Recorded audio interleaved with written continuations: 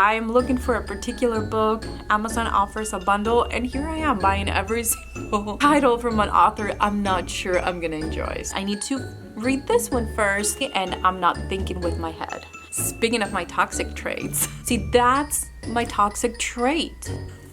I order 5 books more by CJ Cook. Read the premise, I think it sounds great, so I continue to buy the books. Why do I keep doing this to myself?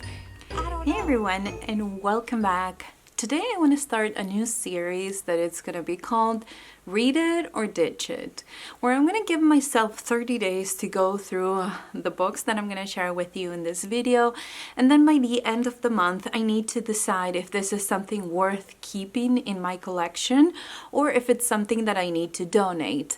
And the only way that I can decide that is by reading these books. However, in case that I don't, I am forcing myself to donate them. And one of the things that you should know about myself is that I do have a couple of toxic traits. Number one, I hate to donate a book that I haven't read.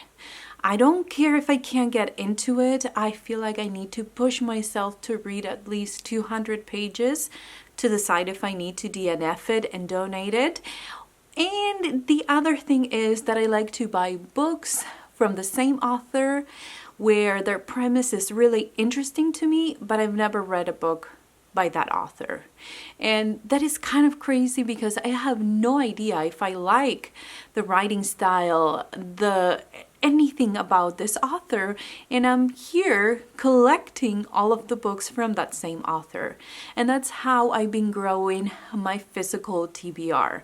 So with this challenge, my hope is not only to go through a lot more books every month and shrink my physical TBR, but it's also in the hopes of stopping myself from purchasing books from authors that I really don't know if I should be collecting their titles. So let me get started with the first example of books that I've been collecting from the same author and that I don't know if I should. This is by Dan Simmons.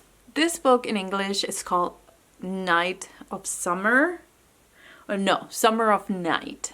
Now this is the story of 12-year-old boys that are having a great time in this small town in Illinois, and something happens. It sounds supernatural, it sounds creepy, and it gives me the vibes of It. And that's why I think I wanted to read this book to begin with. But what really keeps me buying his books is the fact that I can find them in Spanish.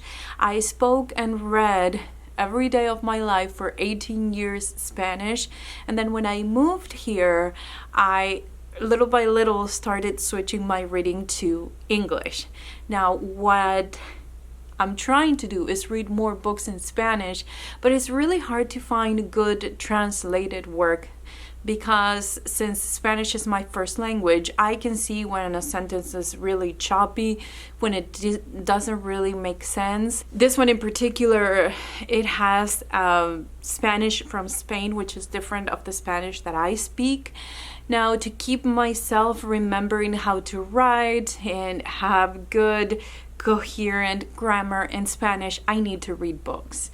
And I practice my speaking since I don't speak it too much.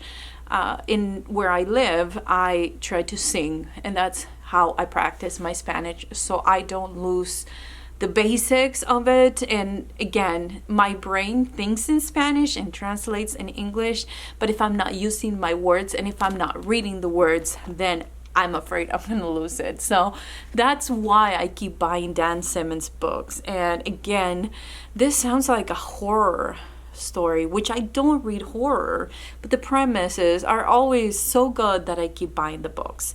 This is a chunker. It's over 625 pages, so it's going to take me a while to go through it, and that's why I wanted to make it my main priority for this month. And that way I can either stop myself from buying his books just because they're translated, and at the same time, or actually continue to buy them because I'm going to enjoy it. Do I know which way I'm gonna go, I have no idea. So that's why this book ended up in this challenge, and I think it's gonna help me by the end of November make better decisions when I'm ordering my next books. The next one is one by Book of the Month, and this is Things We Do in the Dark by Jennifer Hillier. I keep buying her books. I do have an extensive backlist collection of her books. For whatever reason, I've never read a book written by her, but I read the premise. I think it sounds great, so I continue to buy the books. And I think that this month I want to start with this one. I do have the audiobook, and I like to physically read my book while I'm listening to the audiobooks, because it helps my ADHD brain to stay focused on what I'm doing and enjoy the atmosphere of the book and kind of imagine things in my head. It's something that triggers my imagination while I'm listening to the audiobook and reading the book. Now, this is the story, or it opens the book with this younger girl and woman, I should say. She's in the bathroom, she's all wet, full of blood, with a murder weapon in her hand. Her husband is in the tub, and he's an older guy. I think there's an age gap over there. And when the police ask her, "Did you kill him?" she says she doesn't remember. So we are going to follow her as she is being questioned. She hires this lawyer that used to be the best friend of her husband, and for whatever reason, she's believing every single word this girl is saying, which sounds really suspicious. So I'm gonna push myself to finish it. I started it and put it aside because it wasn't keeping my interest. But I need to continue and decide if I should continue to buy her books and keep in my collection, or if this is something that I just should stop buying. Speaking of my toxic traits, I order 5 books more by C.J. Cook. And this is another example of premises sounding amazing to me, and I'm not thinking with my head. Now, this was my pick of the month for the month of October for Book of the Month. And this is the Book of Witching by C.J. Cook. I mention a little bit more what happens in my brain when I read her books in that haul. That's another one. I'll link it also on the top of the screen. But I believe she's Irish and she is a poet, so she has very beautiful writing, but for my ESL brain, I do have to pay extra attention to every single word written on a sentence. So I do have the audiobook. I am kind of intrigued about this book in particular because it has 2 different timelines.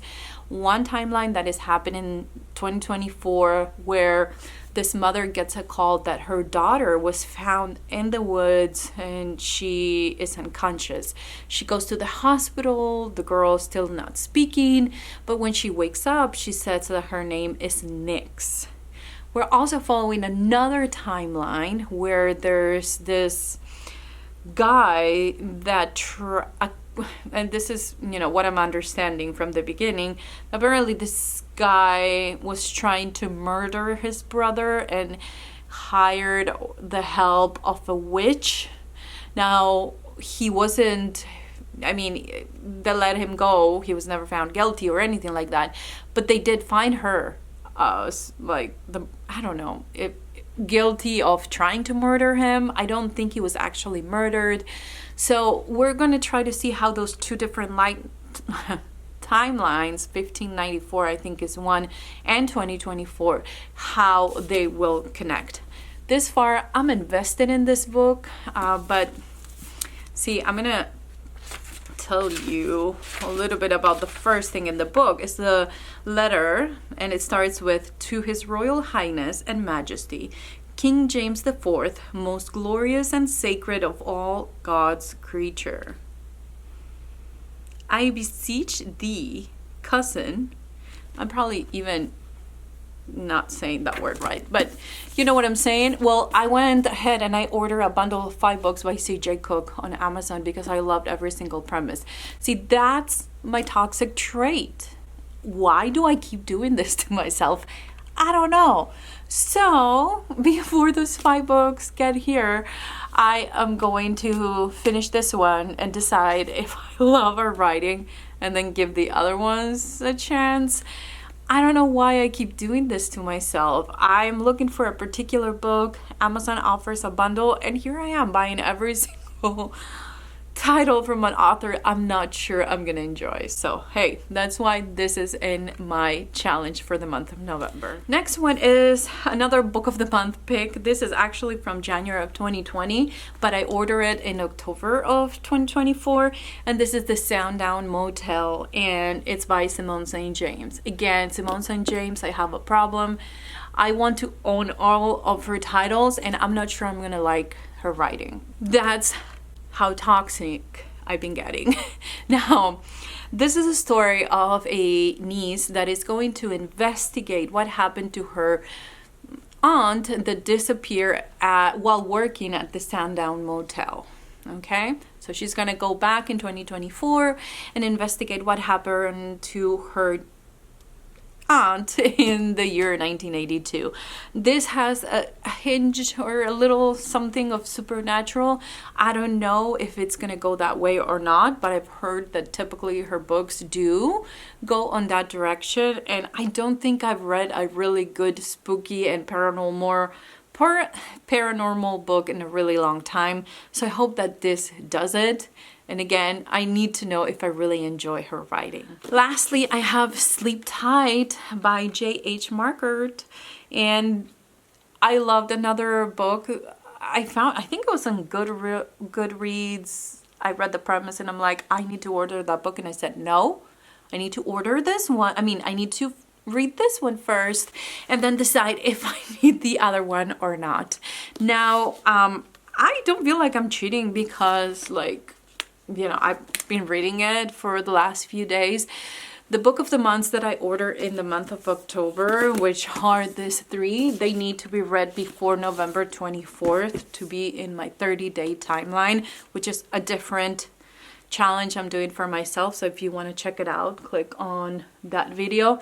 But this one in particular, the premise I really loved, and I am hooked. I'm not going to tell you anything else. It's all about this serial killer that is being put to death, and the next day after he's being put to death, we kind of go through that night, what happened, the arresting officer watching the horrible way that they're going to kill this serial killer, and the daughter, you know, how it affected them. And then the next day, the arresting officer is found dead. He was murdered, and his wife as well.